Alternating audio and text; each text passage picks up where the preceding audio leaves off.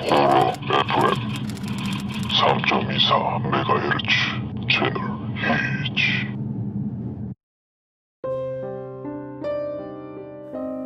첫 번째 이야기. 우리 외중주 할머니가 겪으셨던 도깨비 일화에 대해서 말해보려고. 무서운 이야기는 아니고 조금 신기한 이야기? 내가 직접 들은 건 아니고 우리 엄마가 말씀해 주셨어. 그러니까 엄마는 엄마의 할머니, 즉 나의 외중주 할머니에게 직접 들은 이야기야. 아마도 공포 좋아하는 사람들이라면 한 번쯤 도깨비 터라는 것에 대해서 들어본 적 있을 거야. 그러니까 내가 그 이야기를 들은 건 내가 초등학교 때 엄마에게 처음 듣게 됐어. 외중주 할머니라고 부르기에는 너무 기니까 간단하게 할머니라고 이야기할게.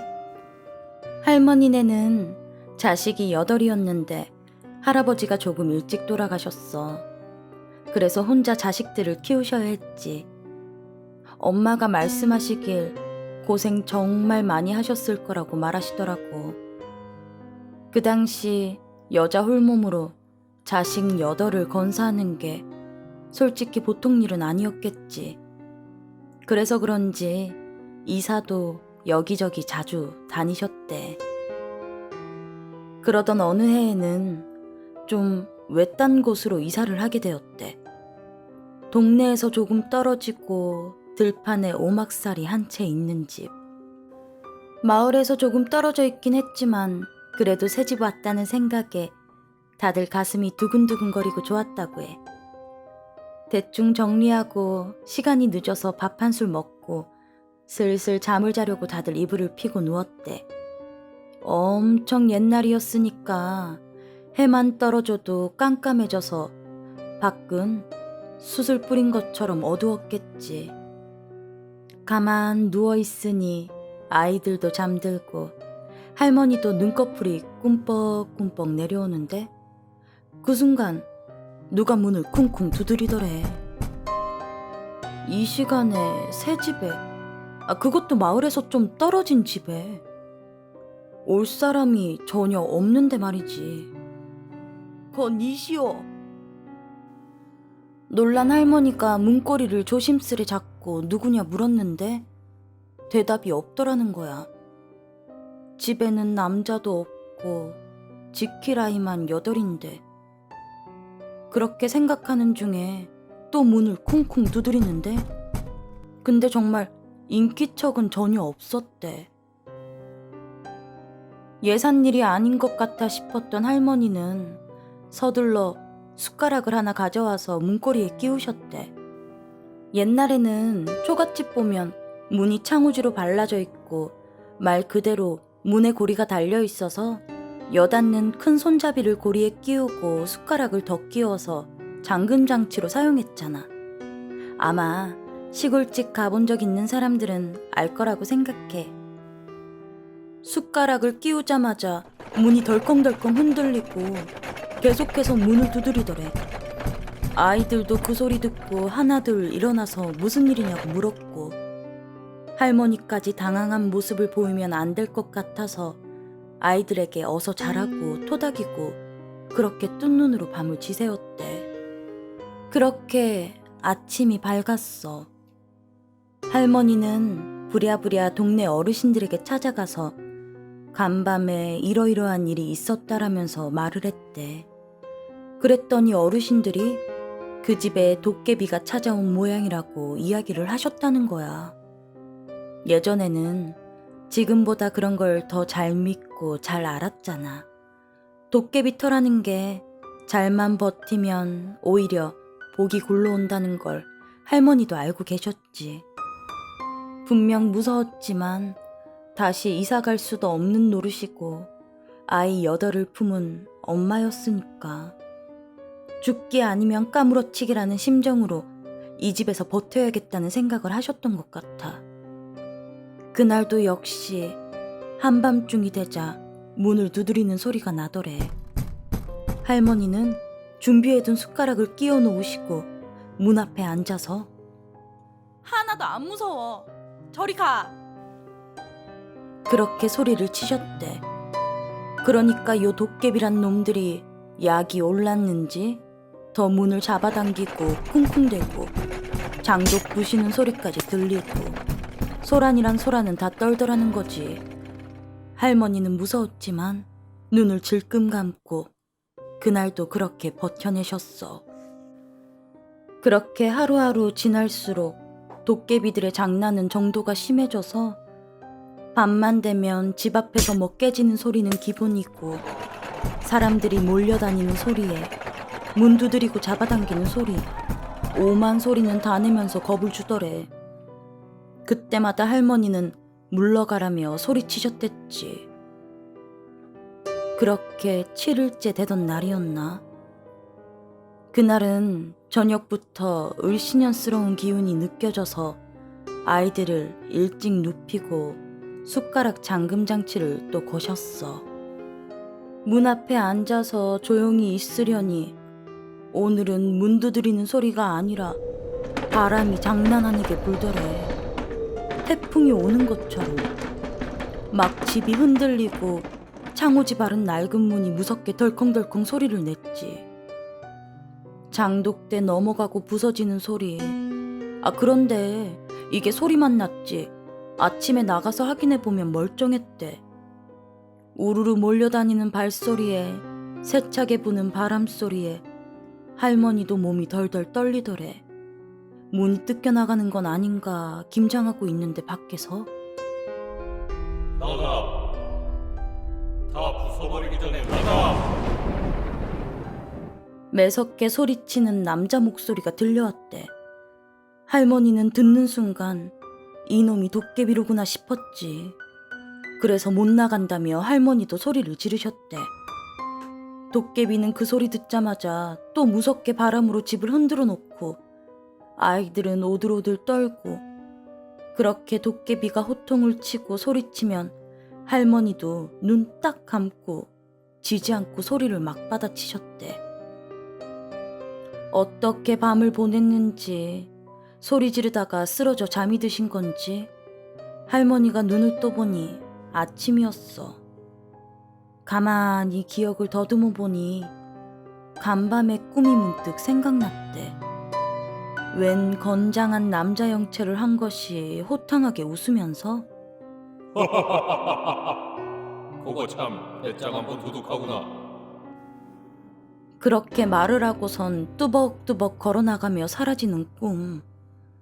그 후부터는 거짓말같이 밤에 아무 소리도 들리지 않았대. 더 신기한 건 이상하게 하는 일마다 잘 풀려서 자식들 먹여 살리는데 걱정이 없었다고 해. 할머니의 8자식 중 한 명이 바로 우리 외할아버지잖아. 다시 말하면 우리 엄마의 아버지. 실제로 엄마 어린 시절 기억에 의하면 집안이 꽤나 부유하셨다고 했어. 산골 마을이긴 했지만 고기 못 먹은 날이 없고 과자나 책 같은 것도 쉽게 구해다 주시고 외할아버지도 나름 일이 잘 풀리셔서 그 시골에서도 하얀 구두에 정장 차림으로 소를 몰고 다니셨다는. 내 기억에도 멋진 분이셨어. 일찍 돌아가시긴 했지만 엄마 어릴 적 사진 앨범 봐도 그 시골에서 입을 복장이 아닌 세련된 옷들 많이 입고 있으시더라고. 사실 그 시골에서 사진 이렇게 많이 찍어 놓은 것도 좀 신기해. 다만 우리 때 넘어와서는 삼촌들이 많이 해드시는 바람에 재산을 잃었대. 그 어떠한 콩고물도 성인이 된 엄마와 나에겐 떨어지지 않았어. 그래도 이렇게 재미있고 신기한 이야기를 남겨주셔서 외증조 할머니께 그리고 엄마에게 고마운 마음이야. 도깨비란 것이 장난기가 엄청 많지만 그래도 마음에 들면 잘해준다는 게 맞는 것 같아. 이 이야기 떠오를 때마다 나한테도 도깨비 한 분 와주시면 좋겠다 싶어. 두 번째 이야기. 무속인이셨던 저희 외할머니께서 생전에 이야기해주신 이야기 중에 유독 시골에선 귀신보다 도깨비들이 더 많이 만나고 또 그런 일이 일주일에 한두 번 정도로 매우 비일비재했다고 하시더군요. 어머니도 어렸을 적에 자주 이야기를 들으시고 또 보시기까지 하셨다니 그 중에서 제 기억에 있는 몇 가지를 꺼내볼까 합니다. 제가 가족사까지 자세히 이야기할 순 없지만 저희 외할머니께서는 그때 당시 무속인이셔서 하시고 계신 일 때문에 따로 사셨고 어머니와 외할아버지 두 분이서 함께 사셨대요. 그때 당시 어머니 집이 그 동네에서 손가락 몇 개 꽂히는 부잣집이셨대요. 그런데 외할아버지, 즉 어머니의 아버지께서 도깨비의 도움을 받아서 그렇게 됐다고 조심스럽게 추측하십니다. 한 번은 이런 일이 있었다네요. 그해 여름에 대가뭄이 들어서 마을 사람들 논이란 논은 죄다 쩍쩍 갈라져서 가을 추수 때 어떡하나 마을 사람들 모이면 그 소리 하면서 한숨만 푹푹 쉬셨다고 합니다. 그러던 어느 날 외할아버지께서 밤길에 눈길을 걸으시는데 갑자기 어디서 말소리가 들리더랍니다. 이샘. 그때가 50년에서 60년 되니까 옛날에는 선비 보고 생원이라고 하잖아요. 근데 그때 당시만 해도 도깨비가 잘 나오고 해도 웬만해선 해코지를 안 하니까 침착하게 대답하셨다네요. 곧 누구요? 이샘. 내가 배가 고파서 그러는데 먹을 것 좀 주오. 내가 지금 가진 게 없는데 뭘 주면 자시겠소? 나 혼자 먹을 게 아니니 생콩을 좀 삶아주시오. 그래서 그 길로 집에 들어가자마자 하인들을 깨워서 콩으로 한 대박 삶아서 부랴부랴 다시 어두컴컴한 논길로 가셨다네요. 그리고선 호궁에다가 자, 여기 삶은 콩을 가져왔으니 우선 줄임배부터 얼른 채우시게. 할아버지가 그렇게 말씀하시고 나니 그 캄캄한 논 한복판에 모습은 보이지 않고 무언가가 빠르게 스쳐 지나가는 소리가 나면서 바람이 이리저리 불더랍니다. 얼마나 지났을까요? 사납게 불던 바람도 잠잠해지고 아무 소리도 나지 않길래 슬쩍 삶은 콩이 들어있던 대박을 들어서 안을 들여다봤는데 정작 배고프다고 하더니만 콩이 그대로 있더랍니다. 뭐지 하시면서 그걸 들고 집에 다시 오셨는데 하인들이 깜짝 놀라더랍니다. 그래서 그 대박을 들여다보니까 글쎄 콩의 눈 다들 아시죠? 씨앗에서 발아에서 줄기 나오고 하는 그 부분이요. 그 눈만 전부 없더랍니다. 그리고는 며칠 뒤에 또 밤에 집으로 터덜터덜 걸어오시는 외할아버지께 어둠 속에서 또 말을 건네더랍니다. 이복의 이샘 잘 먹었네. 내 이 은혜는 잊지 않겠네. 외할아버지께선 다음에 또 배고프면 말씀하시게 하고선 가려던 찰나에 도깨비가 말을 또 걸더랍니다. 근데 요번엔 한 목소리가 아니라 여러 목소리가 시간차로 돌림노래하듯이 말을 하더랍니다. 이샘, 너는 가물 대줄까? 도와줄까? 외할아버지께선 속으로 도깨비가 은혜도 갚는구나 싶어 믿져야 본전이니 그러라 하셨답니다.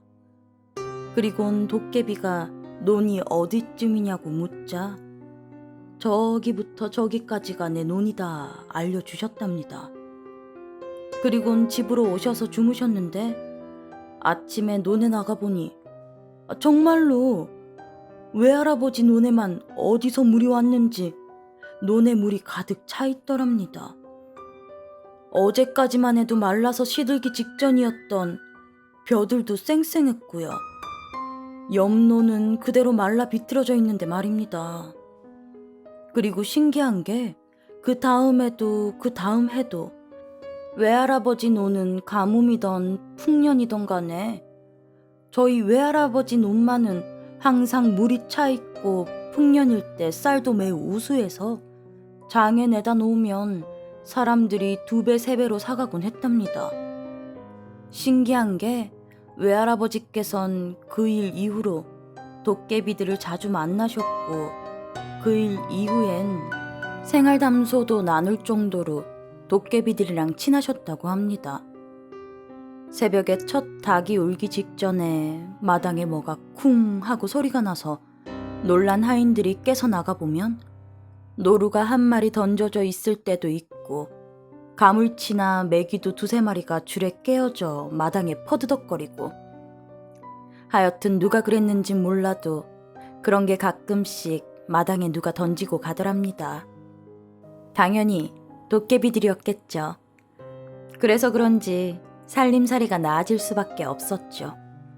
하지만 그때 당시 제 어머니께선 국민학교나 중학교 다닐 시절이셨고 도깨비들을 만나러 가실 땐 항상 혼자서 나가셨다네요.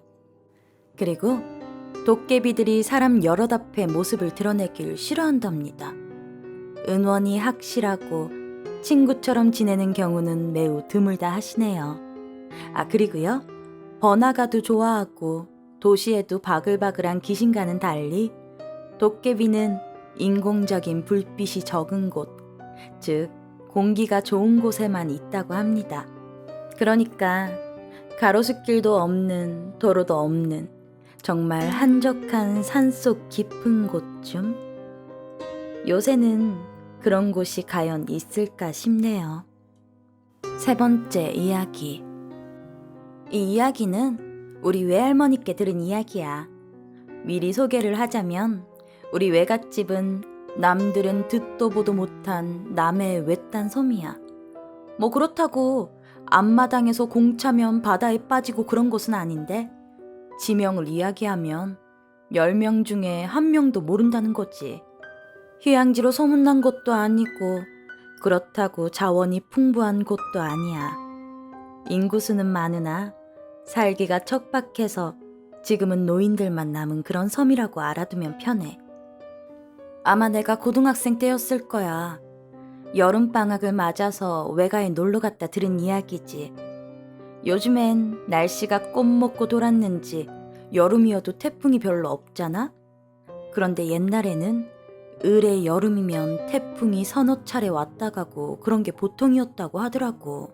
내가 외가에 들어가고 며칠 있다가 엄청나게 큰 슈퍼 태풍이 온다고 뉴스에서 연일 심각하게 떠들어대고 있었어. 외가도 섬이니까 날씨에 예민한지라 하루 종일 뉴스를 틀어놓았어. 왜냐면 그땐 외할아버지는 작은 통통배로 어업을 하셨거든. 태풍이 온다고 특보가 뜨면 작은 항구에는 배라는 배는 모두 일렬로 서서 배를 로프 같은 걸로 묶어놓거든. 태풍이 갈 때까지 그렇게 마냥 기다릴 수밖에 없어.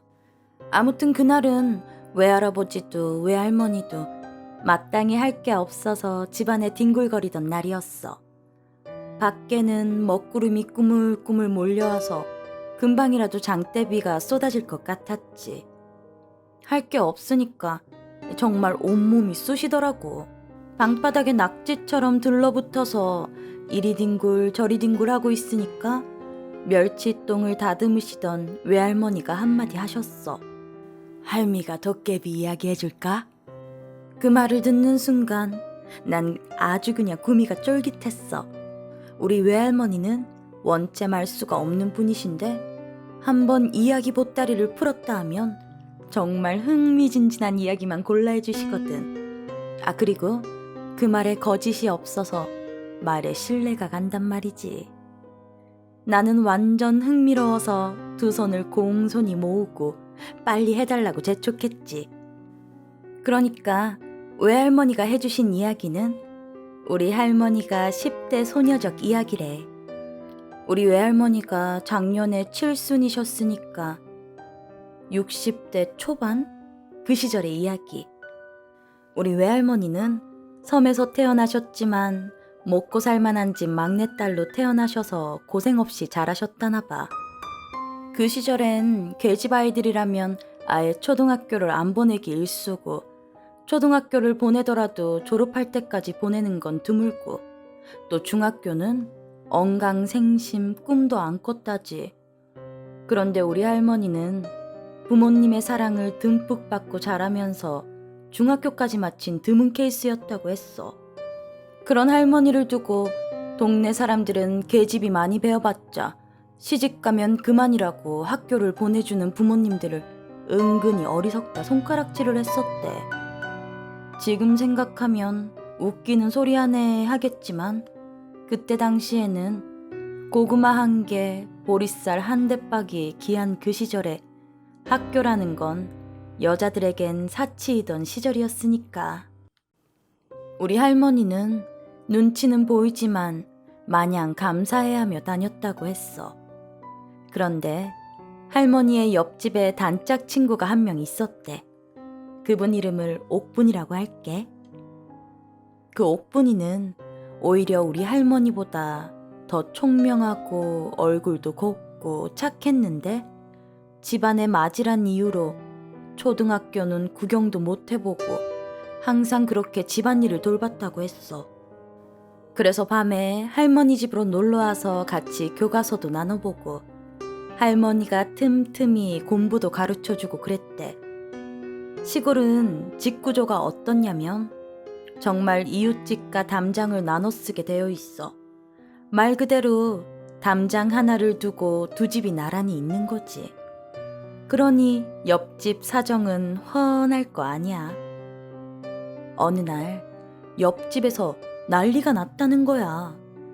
옆집 옥분이네 아버지가 동네에서 알아주는 술고래였는데, 술만 드시면 자식들과 마누라를 쥐잡듯이 잡는다는 거였지. 그 집이 내리 딸만 넷에다 막둥이가 아들인 집이라 딸들을 그렇게 업신여기고 못 살게 했다는 거야. 그런데 그날은 방에 엎드려서 공부를 하고 있던 옥분이가 타겟이 된 거지. 계집애가 똥구녕에 바람이 들어서 공부를 하고 있네 어쩌네 하면서 귀한 공책을 아궁이에 태워버리려고 했던 거지. 옥분이는 옥분이대로 말린다고 대들었다가 정말 숨이 꿍뻑 넘어갈 정도로 맞았대. 하지만 우리 할머니는 발만 동동 구르고 말리지는 못한 거지. 그 시절에 아동폭력이니 가정폭력이니 그런 게 어딨어. 가정에서 아빠의 말이 곧 법인 시댄데. 그런데 그날 밤에 옥분이네 엄마가 할머니를 찾아왔더래. 네가 옥분이랑 친구여서 공부도 가르쳐주고 같이 노는 건 정말 고마웠어. 하지만 이제부턴 밤에 우리 옥분이 불러내서 놀 생각하지 마. 다음 달엔 옥분이는 무트로 시집 보낼 거야. 그 이야기를 들은 할머니는 정말 너무 슬펐다고 했어. 그때가 가을이었는데 봄이 되면 보릿고개가 시작되잖아. 먹을 게 공궁한 그 시절엔 겨울을 나는 게 참 힘들었다고 했어. 그래서 잎 하나 줄이겠다고 딸들을 겨울이 되기 전에 그렇게 시집을 많이들 보냈다고 하더라고. 그리고 그 시절엔 한번 무트로 시집을 나가면 언제 다시 볼지 모르는 시대였으니까. 그렇게 며칠이 지나고 할머니는 그러면 안 된다는 걸 알면서도 꼭 마지막으로 옥분이 얼굴을 한 번만 더 보고 싶어서 어른들이 잠든 틈을 타 담벼락에 까치발을 하고 섰대. 그리곤 평소처럼 옥분아 옥분아 하고 부르셨대. 그랬더니 기다렸다는 듯이 옥분이가 나와서 담벼락을 사이에 두고 둘이 손을 붙잡고 울었다는 거야. 시집가서 잘 살아라. 잊지 말자. 다시 만나자. 그때는 나눌 게 없으니까 양장 브라우스에 다는 단추 같은 것도 귀했다고 했어. 할머니는 예쁜 단추 같은 걸 지어주면서 잘 살라고 그랬대. 그런데 며칠 후 난리가 났어. 새벽 바람으로 옥분이네 엄마가 찾아와서 우리 할머니를 깨우더래. 너 늦은 저녁에 옥분이 불러내지 않았니? 옥분이랑 같이 잔 거 아니야? 아니요. 옥분이는 엊그저께 몰래 봤어요. 그 후론 못 봤어요. 만나면 아저씨한테 혼날 걸 아니까요.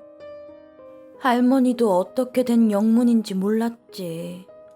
일이 어떻게 된 거냐면 그날 밤 모두가 잠든 늦은 저녁이었는데 밖에서 옥분아, 옥분아 그렇게 부르는 소리가 나더라는 거야. 그 소리를 옥분이네 엄마는 듣고 있었다고 했어. 그런데 우리 할머니가 부르는 소린 줄 알고 짐짓 모르는 척 한 거래. 어린 것들이 얼마나 놀고 싶을까 싶어서. 옥분이를 부르는 소리가 나자 옆방에서 문이 열리면서 옥분이가 나가는 소리까지 듣고 아줌마는 그렇게 잠이 들었겠지. 그런데 새벽에 일어나 보니 옥분이가 없더라는 거야. 그래서 이것들이 새벽 내내 어디서 뭘 하나 싶어서 할머니 집에 쫓아온 건데 옥분이를 만난 적이 없다니 큰일이었지. 옥분이네 아버지는 아버지대로 인연이 시집가기 싫어서 어디로 내뺐다고 난리였고, 그런데 그 작은 섬에 내뺄 곳이 어디 있었겠어? 무트로 나가려면 배를 타야 하는데 그때는 배가 하루에 한 대 있었대. 그래서 잠시 어디에 숨어 있나 보다 하고 그렇게 기다렸대. 그런데 하루가 지나고 이틀이 지나도 안 들어오는 거야. 그때서야 사태의 심각성을 깨닫고 동네 청년들이 밤에 횃불을 들고 산속을 뒤지고 동네 우물도 뒤지며 난리가 난 거지. 그런데 아무 곳에도 옥분이의 흔적은 없는 거야. 그쯤 되자 사람들 입에서는 귀신짓이라는 말이 나오기 시작했어. 왜 옛 이야기를 들어보면 도깨비가 밖에서 김서방이라고 3번 부르면 대답을 하지 말아야 한다잖아. 대답하면서 나가면 그 길로 귀신에 홀려 산속을 헤매고 헤매다가 객사한다는 그런 말이 있거든. 그래서 옥분이를 부른 건 도깨비다, 귀신이다. 다들 그렇게 말이 많았다고 했어. 그렇게 일주일 가까이 옥분이가 안 보였대. 모두들 옥분이가 몸이 성하기는 글렀다고 생각할 무렵 끔찍한 일이 발생했어. 옥분이가 시집가기로 한 날이 가까워진 거야. 혼례 전날 신랑 측에서 쌀가마니를 신부 측에 보냈어. 옥분이네 집에선 그날까지도 희망을 놓지 않고 옥분이를 찾는 즉시 시집을 보낼 생각으로 연락을 못했나 봐. 그 와중에도 그 쌀을 챙길 욕심에 옥분이 아빤 쌀을 냉큼 받아서 디주에 채울 요량으로 한동안 쓰지 않았던 디주를 열었다고 했어. 그런데 그토록 찾았던 옥분이가 디주 안에서 몸을 한껏 웅크린 채 거기 있었다는 거야. 옥분이네 엄마가 비명을 고래고래 지르고 어린 동생들이 악다구니를 쓰고 마당 밖으로 뛰어오길래 우리 할머니랑 할머니의 엄마가 쫓아가서 보니 옥분이가 그 작은 디주에 죽어 있더라는 거였지. 그런데 옥분이를 꺼내고 보니 맨발로 얼마나 걸었는지 발바닥은 껍질이 다 벗겨진 상태고 옷은 나뭇가지 같은 거에 찢겨져 너덜너덜해지고 머리는 산발에 한눈에 봐도 맨발로 어딘가를 막 쏘다니던 행색이래. 그런데 도대체 그 옥분이가 왜 디주에 들어가 있었는진 아무도 모르는 거지. 이야기를 듣던 난 혹시 그 옥분이 아버지가 딸을 그렇게 한 거 아니냐고 물었거든. 그런데 우리 할머니가 그건 아니라고 했어. 딸을 결혼시켜서 얻을 게 더 많은 못된 아버지가 설마 딸을 그렇게 죽였겠냐는 거야. 할머니는 아직까지도 도깨비의 짓이라 생각하시더라고. 얼굴도 예쁘고 마음도 착한 옥분이가 어디 영감탱이 같은 놈한테 팔리듯 결혼 갈 때가 되니 도깨비가 시기해서 홀려서 데려간 거라고. 외할머닌 이야기를 하시다가 목이 메시는지 그날 내가 옥분이를 불러내는 게 아니었어. 옥분이는 내가 부르는 줄 알고 신이 나서 뛰쳐나가다 그 꼴을 당한 거였을 게야. 다 내 잘못이지. 할머니의 이야기를 들은 난 요즘 같은 시대에 똑같은 일이 있었다면 그것이 알고 싶다에 나왔을지도 모르지. 조용조용히 할머니가 해주신 이야기를 다 듣고 나니까 난 근원을 알 수 없는 소름이 끼쳤어. 첫째는 사람이 죽었는데 그것을 도깨비의 짓이라고 밖에 할 수 없었던 그 당시의 무지가 무서웠고, 둘째는 설사 도깨비의 짓이라고 해도 집으로 돌아온 옥분이가 뒤주에 들어가 있던 이유는 무엇이었을지. 그 이유를 생각할수록 난 소름이 돋았어. 네 번째 이야기. 저희 시골은 충남에 있는 청량이에요. 척 들으면 청양고추가 유명할 것 같지만 고추보단 유명한 구기자가 있는 곳이죠. 시골이다 보니까 정말 낡은 집들도 많고 제가 태어났을 때부터 지금까지 계속 그 자리에 머물러 있는 건물도 덜어 있어요. 지금도 시골에 가서 지나가다 보면 한기가 느껴질 정도로 으스스한 건물도 많아요.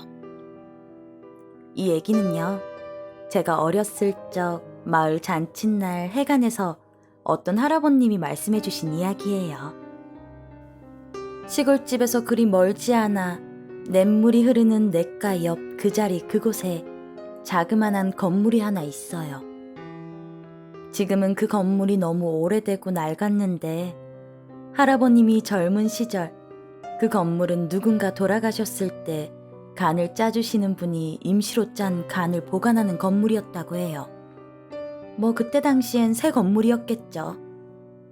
한날은 젊은 시절에 할아버님과 친구분들이 달빛 밝은 날 수박밭 원두막에서 늦은 시간까지 거나하게 술을 드시고 계셨다고 해요. 술도 다 떨어져 가겠다. 얘기거리 역시 동이 났죠.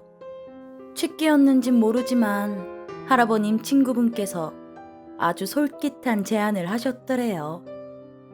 마을 어르신들께서 부정 탈 수도 있으니 근처에도 가지 말라고 신신당부한 그 건물을 한번 들어갔다 와보자는 거였어요. 누군가가 들어가서 정해준 시간을 버티고 나오면 다음에 실패한 사람들이 술값을 내는 제안이었는데, 술을 좋아하시는 할아버님에겐 그야말로 정말 좋은 기회라는 생각이 드셨대요. 일말의 망설임도 없이 그렇게 내부는 그 건물로 발걸음을 옮겼고, 근처에만 갔는데도 한기가 느껴져 으스스했다고 해요. 그렇게 가위바위보를 해서 할아버님의 친구분께서 들어가실 차례가 되었는데, 들어가시길 꺼려하는 친구분의 등을 밀고 있던 찰나에 건물 안에서 소리가 나더래요. 네 분 모두 서로 눈빛으로 "너도 들었지?"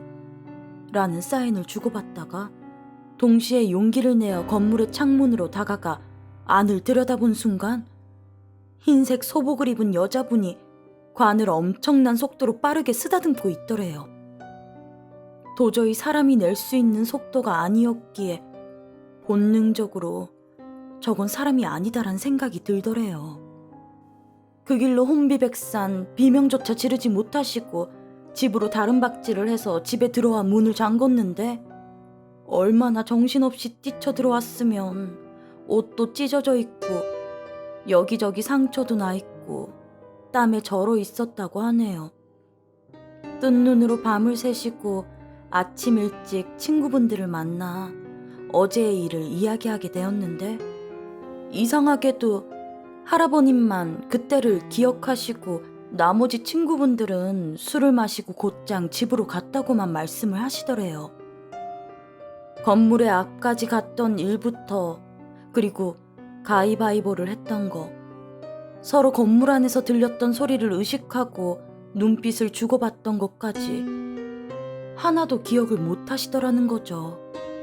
오히려 친구분들은요, 할아버님이 술에 취해 잠들다 꿈을 꾼 거라고 치부해 버리셨더래요. 그날도 그 친구분들과 늦게까지 술을 마시며 그날 있었던 일에 대해 열심히 설명하다 보니 날이 어두워져 어서 집으로 가야겠다는 생각을 하셨대요. 가뜩이나 무서운데 집으로 돌아오는 길엔 비까지 내려서 더 무서우셨다고 했어요. 집에 돌아오셔서 세수를 하시고 잠자리에 들었는데 어디선가 이상한 소리가 들리더래요. 숨도 쉴 수 없을 만큼 긴장이 되어서 이불 속에 얼굴을 묻고 가만히 계셨는데 이내 궁금해져 이불만 살짝 들추어 빼꼼히 내다본 순간 어제 봤던 그 흰색 소복의 여자가 방 안에서 할아버님 방문을 미친 듯이 쓰다듬고 있더래요. 그대로 기절을 한 건지 꿈 같기도 하고 아닌 것 같기도 하고 알쏭달쏭하신 할아버님이 정신을 차렸을 때 어느 논밭 한가운데에 서 계시더래요.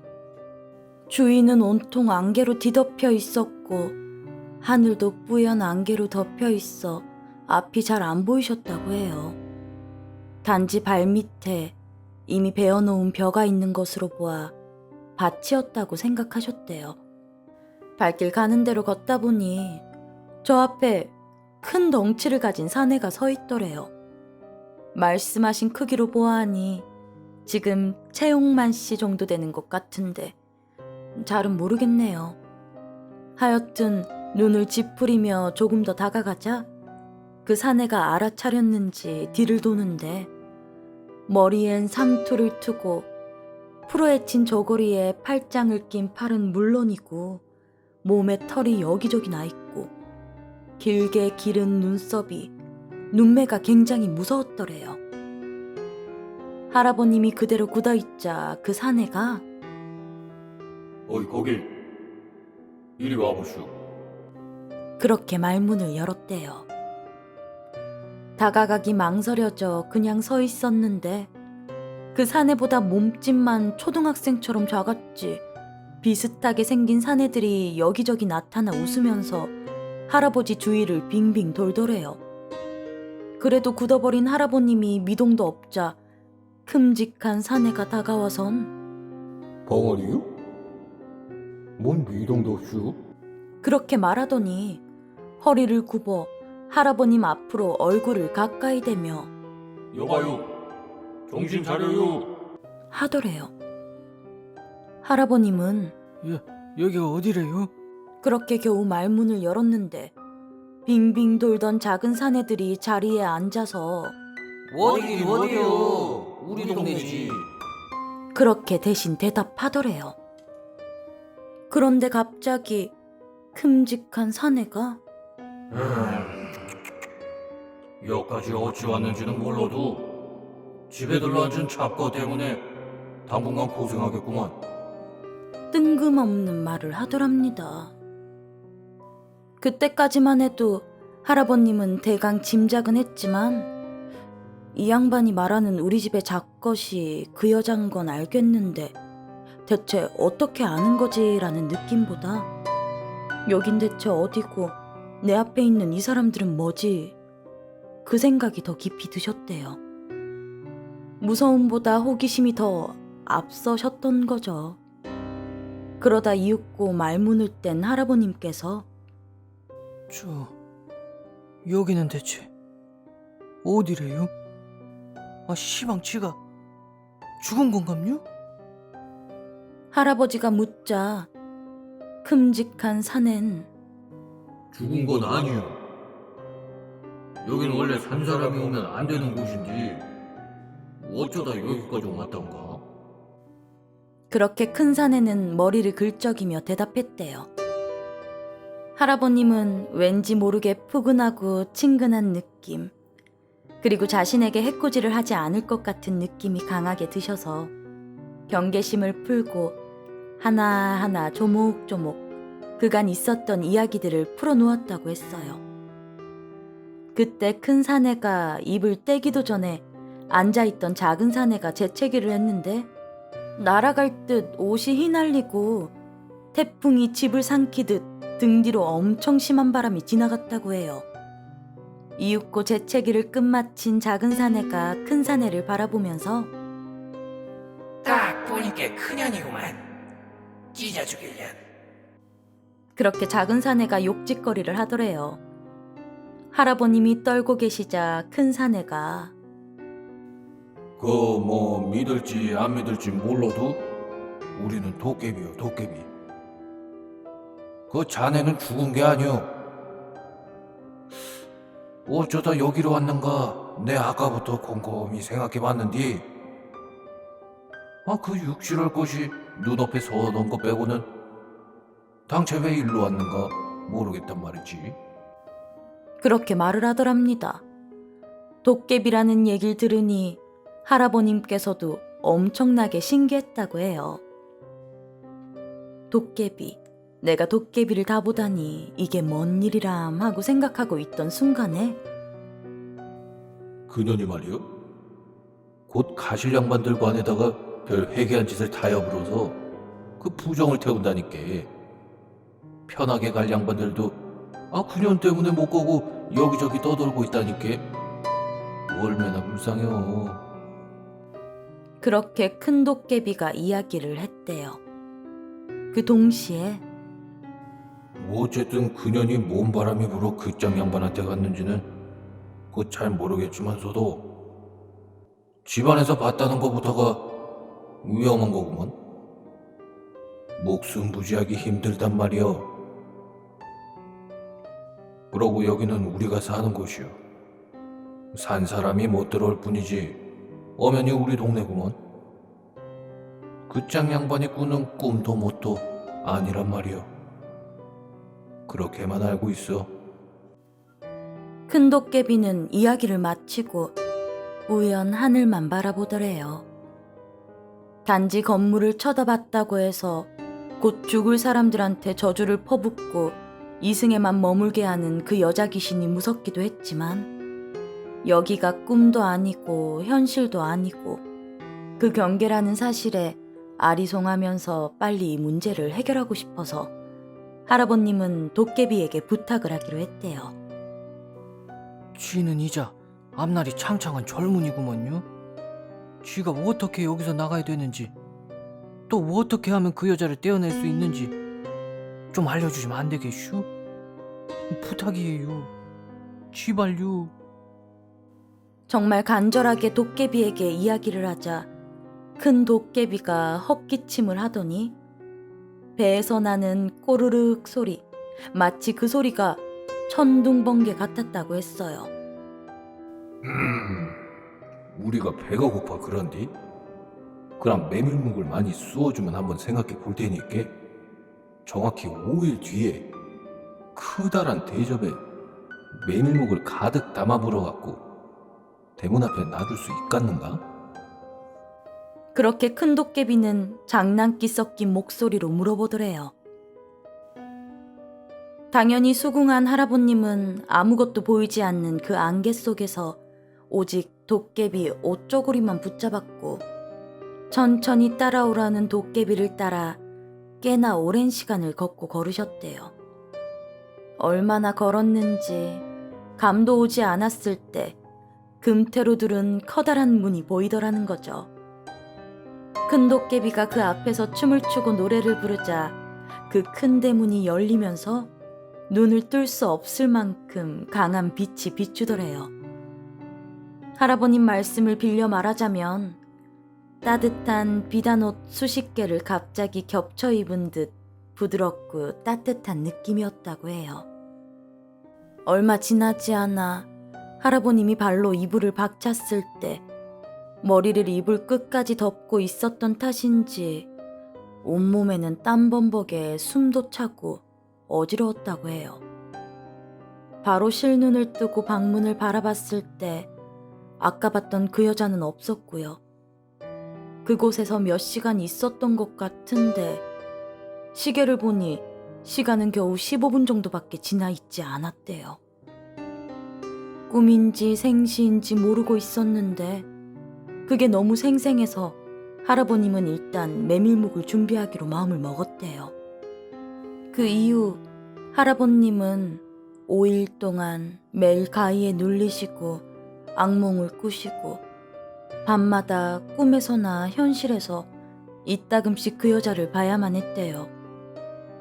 근데 참 이상하게도 그 여자는 말도 걸지 않고 할아버님 머리맡이나 다리 밑에서 시간이 갈수록 점점 할아버님에게 다가오더래요. 4일째 되는 날 잠을 자는데 너무 한기가 들고 느낌이 좋지 않아 눈을 살며시 떴는데 그 여자가 할아버님 얼굴 앞에서 미친 듯한 속도를 내며 손으로 할아버님 얼굴을 쓰다듬고 있더래요. 이윽고 그 여자가 남자와 여자의 목소리가 합쳐진 톤으로 가자 가자 가자 가자 가자 가자 이 단어를 계속 반복하더래요. 번뜩 일어나 혼비백산에서 밖으로 도망 나온 할아버님은 소리를 지르고 울면서 동네를 뛰어다녔대요.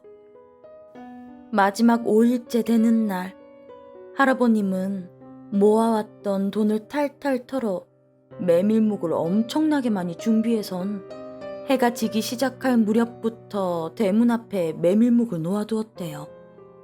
그리고 돌아서면서 대접이 아니라 더 큰 대야에 담아뒀으니 꼭 좀 도와주셔요. 할아버지께선 그렇게 중얼거리고 방으로 돌아왔대요. 문도 다 걸어 잠그고 이불을 뒤집어 쓴 채로 방 안에 얼마나 있었을까요? 꾸벅꾸벅 졸고 있었는데 밖에서 친구분들이 다급하게 부르는 소리가 들리더래요.